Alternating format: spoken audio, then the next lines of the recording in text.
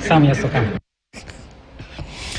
Now, Africa's fastest man, Ferdinand Omanyala, says his dream of becoming the first Kenyan to win a 100 meters medal at the World Championship has not faded after reaching the final in Budapest. He clocked 10.07 seconds to finish a disappointing 7th in a race that was won by 200-meter specialist American Noah Lyles in a world lead time of 9.83 seconds. Today the body wasn't just firing. I don't know what happened, but we'll go sit down and see what happened. Hey, Manze. Yeah. Next time. I don't know, because I can't remember, so I'll just have to go back and watch that race again and see what exactly happened. That's what I'm saying. It just happened, so we need to go back, sit down and think about it and just see what happened.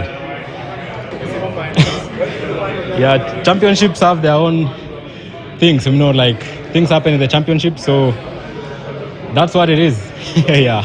I have to go back and just see and process everything that happened and look at what are the solutions we need to have. Yeah. Abel Kipsang and reigning world junior champion Reynolds